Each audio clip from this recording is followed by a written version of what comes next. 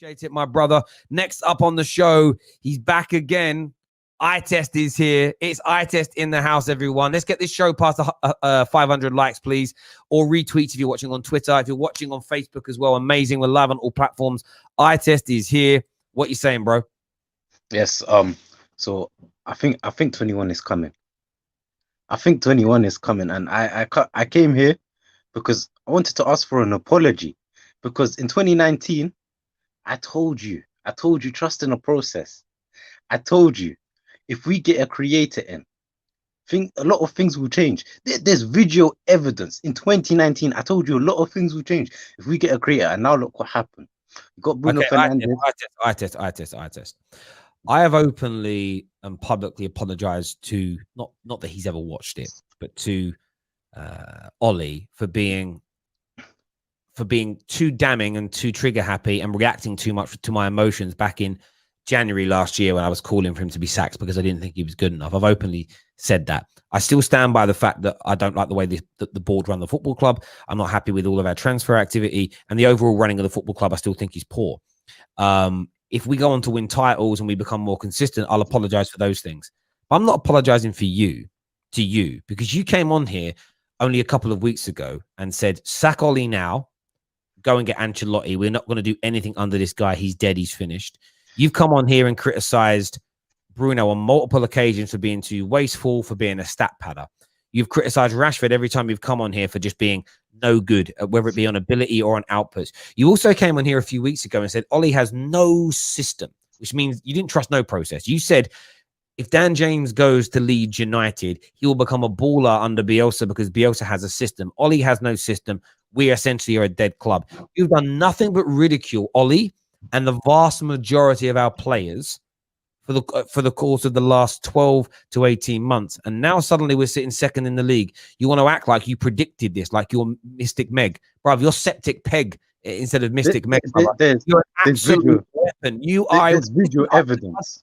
Eyetest. It doesn't matter what you said a year ago because you have changed your tune. The only way your opinion from a year ago can be taken seriously is if you address all the things you've got, why you change your mind. Are you willing to Are you willing to say sorry to Ollie right now live on the air that you got it wrong and he does have a system, that he is a good coach, that he is training these players right? Are you prepared to apologize to the players that you've ridiculed, the Rashfords, the Brunos, the Maguires, who are part of that system that have now made 21 incoming? Are you prepared? That's the only way your comments from a year ago have any credibility. So are you prepared to do that? Okay, first of all, how can you prove that person was me? How can I prove it was you? Because I recognize your voice, bro. I was joking. So basically, I can see a lot of people calling me a flip-flop in the comments. Listen, I don't care. I'm a proud flip-flop, yeah? I'm not gonna continue to say Ollie out when he is possibly gonna challenge for the league. I'm not gonna continue saying that. I'm not, because now if we do win the league, how am I gonna feel if I keep slandering Ollie? So I'm a proud flip-flop. So on that Eyetest, so you just admitted you're a flip-flop, which is part of it. Like I've said, I get things wrong all the time. But what I do, and I addressed this back in sort of February, March time, did a whole piece of content. And I know you watched it because Eyetest, although I call you out and say a lot of things, on a legit level, I respect you because you always come back, right? And I know you watch all my content. So you know I did a whole video apologizing for being not part of the Ollie out mob because the Ollie out mob abuse him and they say nasty things about him as a person, but I was calling for his head and I felt that I got too involved in my emotion and I've gone back. You know, I've done videos that have been titled Ollie out since then, but it's a reflection of what's being trending and what's being said. And there have been some times this season where I felt like he was coming to the end of his tether. And what impresses me most about Ollie is how he's had the ability to flip and turn these things around, and that deserves praise. But the one thing I've never done is say that he has no system. One thing that I've never done is said that he has no tactics, that he doesn't know what he's training, all this freestyle football nonsense. All of that element is what I have never done, and you have. So for me, you need to apologize first. Can you just say... Ole Gunnar Solskjaer, I'm sorry for everything I said about you. I'm sorry for calling you a clown. I'm sorry for calling you Ole Gunnar Glazer. I'm sorry for everything. I've been brainwashed by a couple YouTube videos. I've been brainwashed. But I'm not gonna continue saying Ollie out when he's doing what he's doing.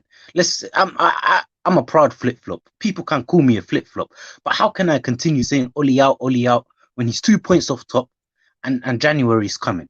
I'm not gonna continue saying that. I'm gonna make myself look like a fool if I say that. So You're not. I can't be saying that. Eye test. You're not a flip flop if you admit you were wrong. Flip flops are people that go from one opinion to the other without there being that moment of, oh, I got that wrong. Because the only thing you are when you do that is weak, not you personally. For me, when I get something wrong, I own up and go, do you know what? I was too reactionary in that video. I was too emotional in this video. I couldn't see the wood for the trees. Interestingly, the person here who's smelling of roses the most at this moment in time is Danny on here. Danny, devil in the details, because he's been talking about the system and the style and how long it's going to take to click for a long time. And man's been called out. A lot of the other big Man United YouTubers, didn't ever want to didn't ever want to debate him on it, because I think they knew it's true. And like I've said, there's been loads of things to criticize Ollie on. And some of your criticism of him have been right. Some of his in-game tactics, some of his starting lineup, some of his substitutions. And these things are there to be criticized. But it's when it went hyperbolic, when it went over the top, when it became, there's no system, I mean, Aaron even come on last night and said it. And I watched the show back where he said, but he basically said that in training, we only work on counter-attack football. It's like, who actually believes that's true? Who actually believes that all we do all week in training is counter-attack drills? It's just nonsense to even put that into the ether. But on Man United now, Eyetest, Rashford's killing it. Bruno's killing it. Maguire and Bailly together are playing very, very well. Pogba's delivering in that position. I thought he was excellent in the second half yesterday. Do you think we can sustain this and challenge for the title? Not win it, but challenge for the title. I think so, because if you look at our squad, I'm very impressed with our squad, because the time I realized when our squad is special is when we made 9 changes in an FA Cup game, yeah, and our team still looked as good as the team we played last game in the Premier League. It looked just as good. The only players that stayed in that starting 11 was Bruno Fernandes and Maguire. I don't think Liverpool have the squad depth we have. Whenever they play their second team in the Carabao Cup or the FA Cup, they get smoked. Yeah, but they have a better starting 11. I'm not gonna deny their starting 11 is better than ours. But our squad, I think that's our biggest weapon. When I see players like Cavani coming off the bench, Pogba coming off the bench, that's something special. That's something Liverpool don't have. They don't have that type of quality coming off the bench. They don't have that type of quality when they play their second team. I agree. It's why a lot of Liverpool fans are begging for their board to buy somebody in January. They're in that point where they know they need to go out there and get that done. I want to speak Marcus Rashford for a moment as well, because the boy is just delivering. He didn't have a good game yesterday. No one's denying that, but he came up clutch, won another game in the 90th minute for Manchester United. Are you at a point with, Rashford now has delivered more goals and assists in less minutes than any other player that plays in his position in the Premier League this year, and he's 23 years of age. Are you at a point where you're looking to apologize to Rashford as well? Marcus Rashford, yeah. I've been brainwashed by a couple of people. I've been watching videos of people slaughtering Rashford, and I've been brainwashed by these people. Marcus Rashford, I'm sorry for calling you Rashbeck. I'm sorry for calling you Trashford.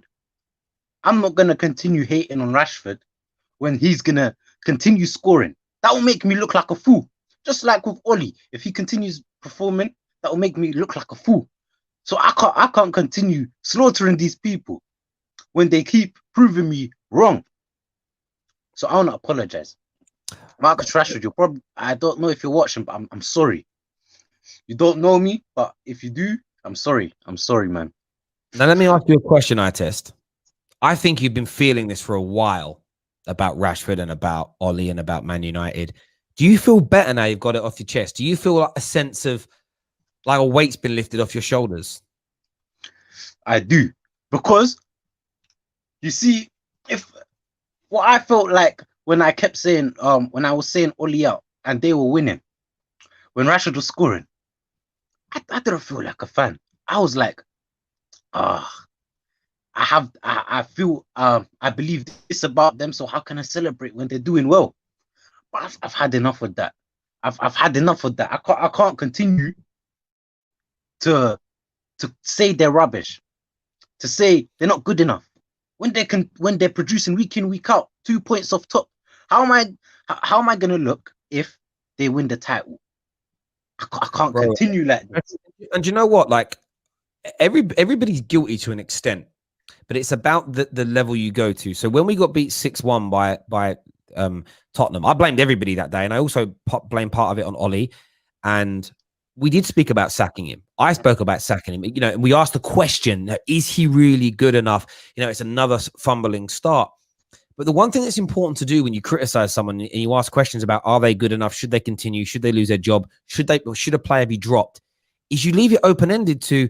So, but I'm willing for you to change my mind. I'm willing for you to improve. And this has been my bugbear and why I never wanted to side with the Ollie out mob is when Ollie's improved and when he's grown his win percentage, won more games, scored more goals, conceded less goals, whatever it may be. When it comes to Rashi, it's something like in 23 games, he has 21 goals and assists this season. And as a super chat here, actually saying the same thing. I think it's around 60 since last year. It's Neymar and Mbappe levels of output. I'm not saying he's a technically good a footballer, but its output levels are at that level. That's the improvement. This is where my anger comes from, Eyetest. That's the improvement we demanded from a Rashford. It's the improvements we demanded from an Ollie.